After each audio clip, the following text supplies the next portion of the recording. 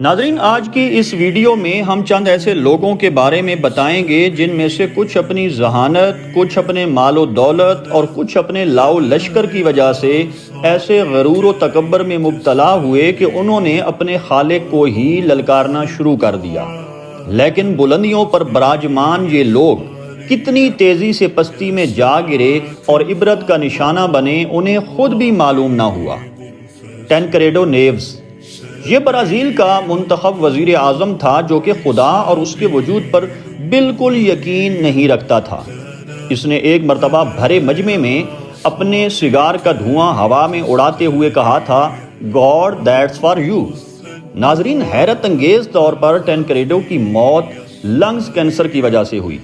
Election سے پہلے اس نے دعویٰ کیا تھا کہ وہ بھاری اکثریت سے الیکشن جیتے گا اور ملک کا صدر بنے گا، اور یہ کام کرنے سے اسے خدا بھی نہیں روک سکتا۔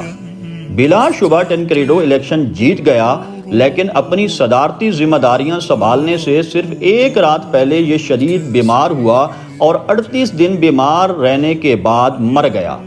یعنی اپنے غرور و تکبر کی بنا پر اسے ایک دن بھی صدر کی کرسی پر بیٹھنا نصیب نہ ہو سکا۔ اسٹیفن ہاکنگ کا شمار دور حاضر کے ذہین ترین بڑے سائنسدانوں میں کیا جاتا ہے، جس نے بلیک ہولز اور کائنات کے دیگر اجسام پر مختلف نظریات پیش کیے۔ تاہم یہ خدا کے بارے میں بات کرتے ہوئے انتہائی گستاخانہ لہجہ اختیار کرتا تھا۔ وہ کہتا تھا کہ خدا پریوں اور جنوں کی داستانوں کی طرح محض ایک کہانی ہے جس کا کوئی وجود نہیں۔ یہ اپنی کتابوں میں خدا کے وجود کو پوری طرح جھٹلاتا تھا۔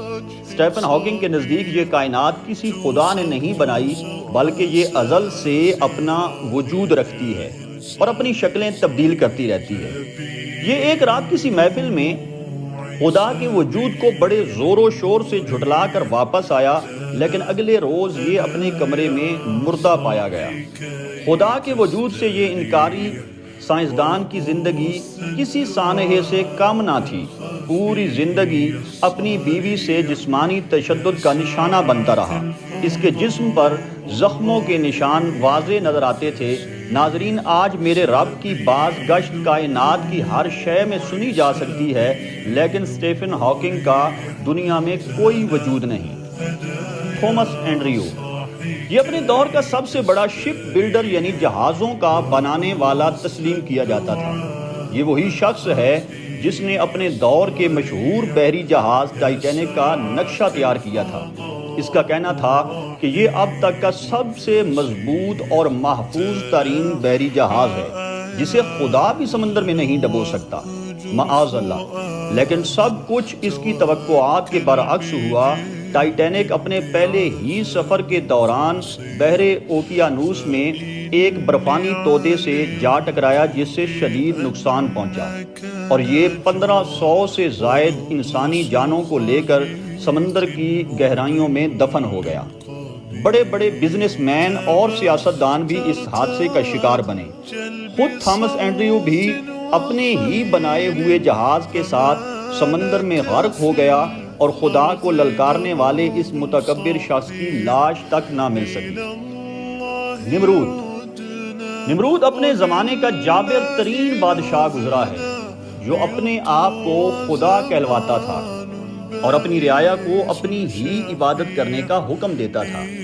جب حضرت ابراہیم علیہ السلام نے اسے راہ حق کی دعوت دی تو اس نے کہا کہ اپنے اللہ تعالیٰ سے کہو کہ مجھ سے مقابلہ کرنے کے لیے اپنی فوجیں بھیج دے۔ یہ وہی بدبخت بادشاہ تھا جس نے اللہ تعالیٰ کے خلیل حضرت ابراہیم علیہ السلام کو جلتی ہوئی آگ میں ڈالا تھا، تاہم آپ اپنے رب کی منشا کے مطابق محفوظ رہے۔ اللہ تعالیٰ نے اس کی للکار کے جواب میں مچھروں کا ایک گروہ اس پر مسلط کر دیا، جس نے نہ صرف لشکروں کا خون چوسا بلکہ ہڈیوں سے گوشت تک نوچ لیا۔ ان مچھروں میں سے ایک نمرود کی ناک کے ذریعے دماغ تک پہنچ گیا، جس کی وجہ سے وہ اذیت میں مبتلا ہو گیا، اور وہ اپنا سر دیواروں سے ٹکراتا اور لوگوں سے کہتا کہ اس کے سر پہ جوتے ماریں، تب جا کر اس کو سکون ملتا۔ رب کے لشکروں کو للکارنے والا یہ ظالم اس کی ایک ادنا سی مخلوق کے ذریعے ایسے شدید عذاب میں مبتلا ہوا کہ جو لوگ اس کی عبادت کرتے تھے وہی اس کے سر پر جوتے برسانے لگے۔ بالآخر یہ ظالم بادشاہ عبرتناک موت کا نشانہ بنا۔ ابرہہ 570 عیسوی میں ملک یمن پر ایک طاقتور بادشاہ کی حکومت تھی۔ یہ عیسائیت کا پرجوش حامی تھا جس نے صنعاء میں ایک شاندار عبادت گاہ تعمیر کروائی، لیکن ابرہہ کی بنائی ہوئی اس عبادت گاہ کو وہ شہرت حاصل نہ ہو سکی جو عرب کے شہر مکہ کو حاصل تھی۔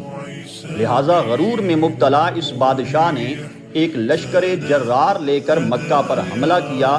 اس کے لشکر میں ہاتھی بھی شامل تھے جو کہ عربوں کے لیے ایک خوفناک چیز تھی۔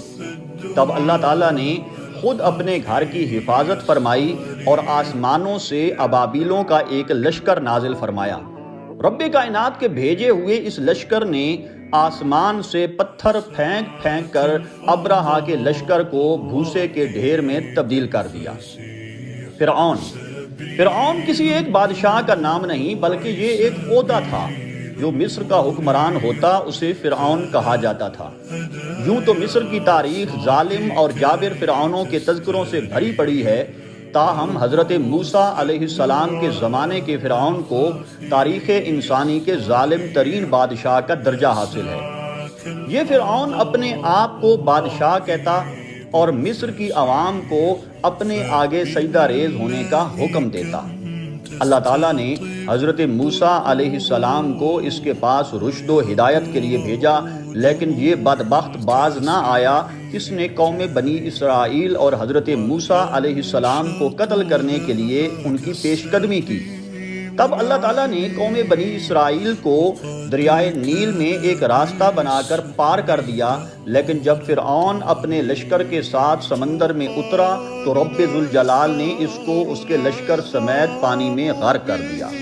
آج بھی اس کی لاش ظالموں اور سرکشوں کے لیے عبرت کا ایک سامان بنی ہوئی ہے۔ ناظرین، امید کرتا ہوں یہ ویڈیو آپ کی معلومات میں اضافے کا باعث بنے گی۔